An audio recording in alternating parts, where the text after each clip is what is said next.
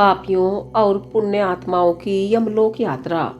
सनत कुमार जी कहते हैं, व्यास जी, मनुष्य 4 प्रकार के पापों से यमलोक में जाते हैं। यमलोक अत्यंत भयदायक और भयंकर है। वहां समस्त देहधारियों को विवश होकर जाना पड़ता है। कोई ऐसे प्राणी नहीं है जो यमलोक में न जाते हों। किए हुए कर्म का फल कर्ता को अवश्य भोगना पड़ता है। इसका विचार करो। जीवों में जो शुभ कर्म करने वाले सौम्यचित और दयालु हैं, वे सौम्य मार्ग से यमपुरी के पूर्व द्वार को जाते हैं। जो पापी पाप कर्म परायण तथा दान से रहित हैं, वे भयानक दक्षिण मार्ग से यमलोक की यात्रा करते हैं। मृत्युलोक से 86,000 योजन की दूरी लांघकर नाना रूप वाले यमलोक की स्थिति है। यह जानना चाहिए। पुण्य कर्म करने वाले लोगों को तो वह नगर निकटवर्ती सा जान पड़ता है, परंतु भयानक मार्ग से यात्रा करने वाले पापियों को यह बहुत दूर स्थित दिखाई देता है। वहां का मार्ग कहीं तो तीखे कांटों से युक्त है, कहीं कंकड़ों से व्याप्त है, कहीं छुरे की धार के समान तीखे पत्थर उस मार्ग पर जड़े गए हैं, कहीं बड़ी भारी कीचड़ फैली हुई है। बड़े छोटे पातकों के अनुसार वहां की कठिनाइयां भी भारीपन और हल्कापन है।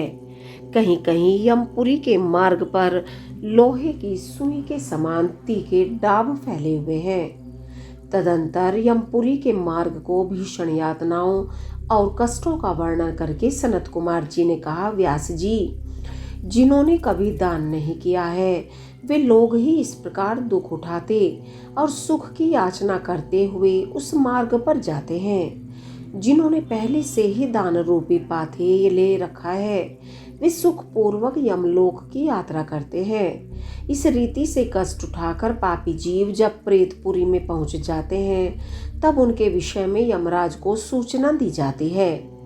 उनकी आज्ञा पाकर दूत उन पापियों को यमराज के आगे ले जाकर खड़े कर देते हैं। वहां जो शुभ कर्म करने वाले लोग होते हैं, उनको यमराज स्वागत पूर्वक आसन देकर पाद्य और अर्घ्य निवेदन करके प्रिय व्रताओं के द्वारा सम्मानित करते हैं और कहते हैं, वेदोक्त कर्म करने वाले महात्माओं, आप लोग धन्य हैं, जिन्होंने दिव्य सुख की प्राप्ति के लिए पुण्य कर्म किया है।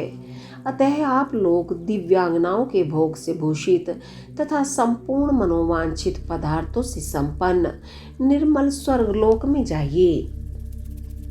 वहां महान भोगों का उपभोग करके अंत में पुण्य के क्षीण हो जाने पर जो कुछ थोड़ा सा अशुभ शेष रह जाए, उसे फिर यहाँ आकर भोगिएगा। जो धर्मात्मा मनुष्य होते हैं, वे मानो यमराज के लिए मित्र के समान हैं।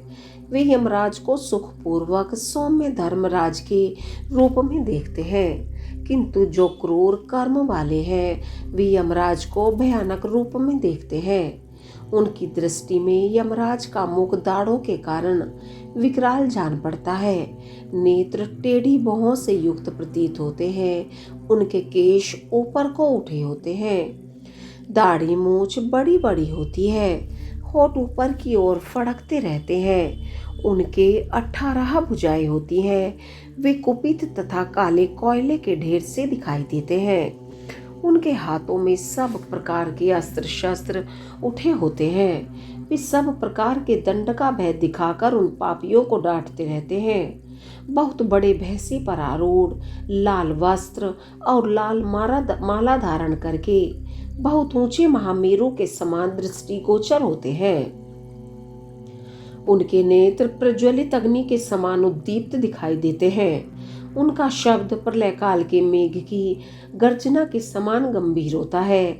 वे ऐसी जान पड़ते हैं मानो महासागर को पी रहे हैं, गिरिराज को निगल रहे हैं और मुंह से आग उगल रहे हैं। उनके समीप प्रलय काल की अग्नि के समान प्रभाव वाले मृत्यु देवता खड़े रहते हैं। काजल के समान काले काल देवता और भयानक कृतांत देवता भी रहते हैं। उनके शिवामारी, उग्र महामारी, भयंकर कालरात्रि, अनेक प्रकार के रोग तथा भांति भांति के भयावह कुष्ठ मूर्तिमान हो हाथों में शक्ति, शूल, अंकुश, पाश, चक्र और खड्ग लिए खड़े रहते हैं। वज्र तुल्य मुख धारण करने वाले रुद्रगण शूर, तरकश और धनुष धारण किए वहां उपस्थित होते हैं। सभी नाना प्रकार के आयुध धारण करने वाले महान वीर एवं भयंकर हैं। इनके अतिरिक्त असंख्य महावीर यमदूत, जिनकी अंग कांति काले कोयले के समान काली होती है, संपूर्ण अस्त्र शस्त्र लिए बड़े भयंकर जान पड़ते हैं। ऐसे परिवार से घिरे हुए घोर यमराज तथा भीषण चित्रगुप्त को पापिष्ट प्राणी देखते हैं। यमराज उन पाप कर्मियों को बहुत डांटते हैं और भगवान चित्रगुप्त धर्मयुक्त वचनों द्वारा उन्हें समझाते हैं। ओम नमः शिवाय।